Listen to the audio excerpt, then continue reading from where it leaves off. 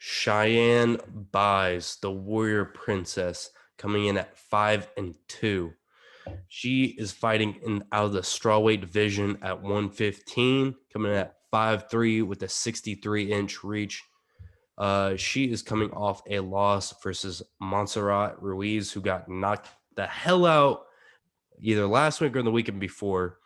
And other than that, she had pretty much a flawless record coming in at 4-1 before her last loss. So now she is fighting Gloria De Paula, coming in at 5-3. She's at 5'5" and coming in with a 67.5-inch reach. She herself also got dominated on the ground by Jin Yu Fry, and before that had 2 wins. Won the Contender Series and went outside the UFC. Zach, what are your initial thoughts on this fight? My initial thoughts on this fight were when I went to watch film on both of these women, it was basically just a highlight reel of them getting ragdolled around the octagon. Neither one of these women has very good takedown defense, and they both kind of look like fish out of water when the fight gets to the ground. So I agree with you more. I think this is going to come down to being a strikers matchup, but honestly, I could very well easily see it too being whichever girl decides to try to implement some sort of offensive wrestling strategy because she knows that the other girl has horrible takedown defense, horrible wrestling. Regardless, you say you read the numbers already. De Paula is going to be the much bigger fighter here. But the interesting note is that Cheyanne Buys just switched camp. She's back at Extreme Couture in Vegas with her husband. But JP. Just generally, I think this fight is really reminiscent of what we saw last week in terms of Maverick versus Barber, where they put 2 prospects together just to see who's the better prospect. It almost seems as if Dana and them are trying to whittle down some of these women's divisions by cutting the younger girls and letting the older, more established women phase themselves out, age their ways out of the promotion. But I don't know. This is as close to a toss-up as I can call it because Buys, we've seen out of her, and I didn't really like it. But De Paula hasn't fought since 2019 either. I think I'm going to lean towards the unpredictability here, kind of like my Sam Alvey pick, as opposed to what I'm getting from Cheyanne Buys, which I don't think is very good personally. Yeah, I mean, I guess from a analysis perspective that they both got ragdolled, like you said. They're not very good defense wrestlers, and they can't really hold their own on the ground. However, Gloria De Paula is actually pretty damn good on her feet. She has very good striking acumen, right to the point with, their punches, her kicks. Looks like she can do some damage. Also, Cheyanne Buys on the other side can definitely do the same thing. So, like you said, this is as much as a toss-up as it gets.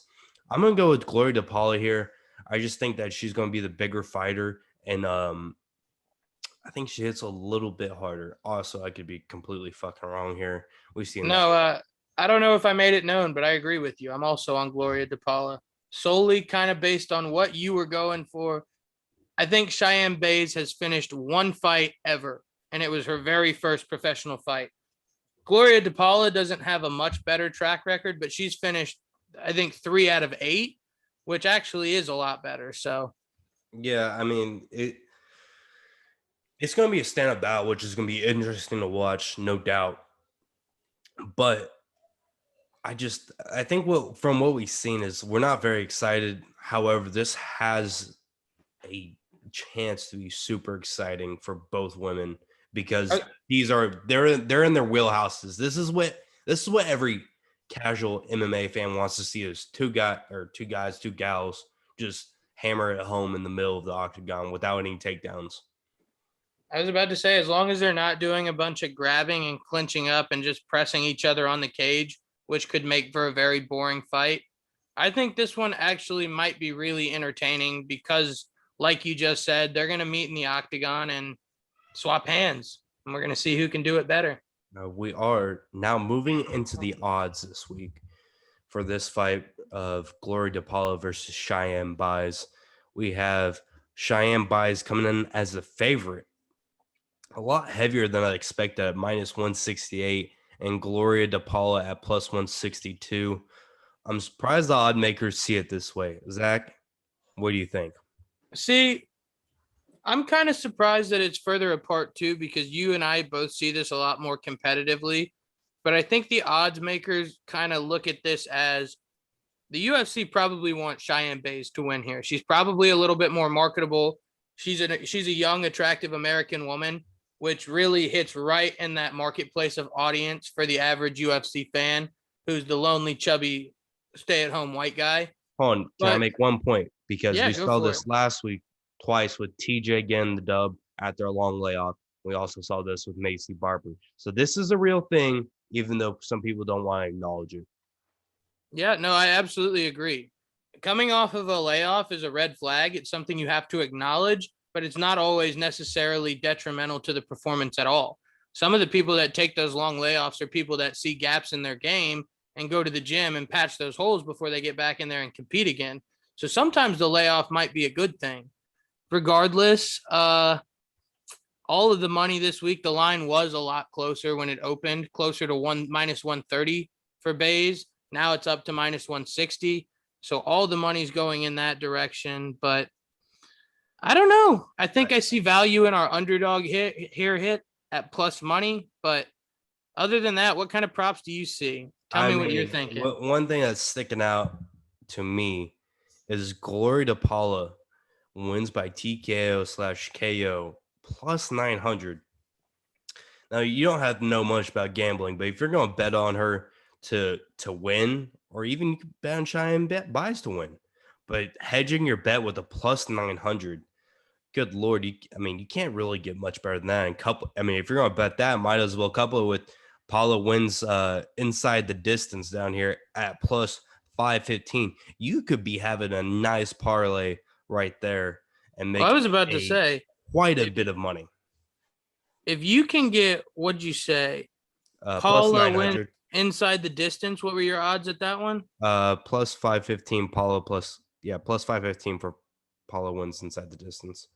So yeah, I was about to say you could literally, because Buys is a decision fighter. Like that's not even a rude thing to say. Like she wins fights, but she wins them by decisions. Like she's not knocking people out. So really, if you wanted to make a hedge bet here and take the time to work your math out, you could take Buys money line at minus 165, and then you could hedge that against what Gage said, either plus 515 or plus 900 odds. And regardless, you're going to make money unless something just incredibly out of nowhere happens. You're going to make money. Yeah, I think this fight, from what I've seen in a while, actually, you throw some darts in the dark out here, you can make some money on any of these bets, plus money. Let's see, we got Paula in round 2 plus 1800. Obviously that's a little more narrow, but I think you stick to the plus 900 or plus 550 here. I think you're gonna make some wild money and not putting that much money on the line. Yeah, I was about to say the only gap we really have in this game is Paula wins by decision, which very well could happen. But I think if you're betting like the odds in the terms of probability, that's your least likely probability. I just think Montserrat Ruiz threw Buys around like a rag doll, but when she was on top, there wasn't that degree of beating the fuck out of, for lack of a better term. I think if Paula can really get into her groove from what we've seen from her in the past, she could really lay it on here. And that's a calf kick experience guarantee. Yeah, that's a guarantee. However, Buys is tough as shit. She should have tapped or fucking been KO by the ref, in that last fight against Montserrat Ruiz. So we're going to move on. Yeah, this is a 50-50. This is a corn flipper.